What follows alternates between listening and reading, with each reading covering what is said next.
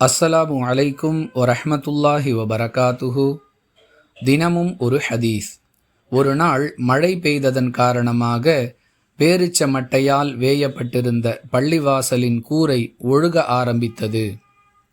தொழுகைக்காக இக்காமத் சொல்லப்பட்டதும் அங்கு வந்து தொழுகை நடத்திய ரசூலுல்லாஹி ஸல்லல்லாஹு அலைஹி வஸல்லம் அவர்கள் தண்ணீரும் மண்ணும் கலந்த இடத்தில் சுஜூது செய்ததையும் அதனால் அவர்களுடைய நெற்றியில் மண் படிந்திருந்ததையும் நான் பார்த்தேன் என்று அபூ சயீத் அல் குத்ரி ரதியல்லாஹு அன்ஹு அவர்கள் அறிவிக்கிறார்கள்.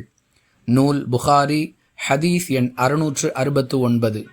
அன்பிற்குரிய அல்லாஹுவின் நல்லடியார்களே, அன்றைய பள்ளிவாசல்கள் எப்படி இருந்தன, இன்றைய பள்ளிவாசல்கள் எப்படி இருக்கின்றன என்பதை நாம் ஒப்பிட்டு பார்க்க வேண்டும்.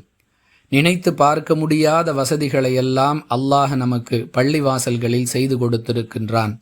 இப்படிப்பட்ட வாய்ப்புகளை பயன்படுத்தியும் ஒருவர் இமாம் ஜமாத்துடன் தொழுகைக்காக வருவதில்லை என்றால் இது குறித்து மறுமையில் அல்லாஹுவிடம் என்ன பதில் சொல்வார் என்பதையும் யோசித்து அஞ்சிக் கொள்ள வேண்டும்.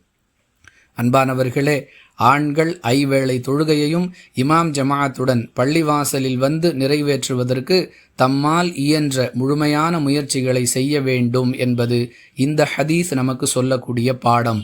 புரிந்து நடந்து கொள்வோம். வாஹிரு தஅவானா அனில் ஹம்துலில்லாஹி ரப்பில் ஆலமீன். அஸ்ஸலாமு அலைக்கும் வரஹ்மத்துல்லாஹி வபரகாத்துஹு.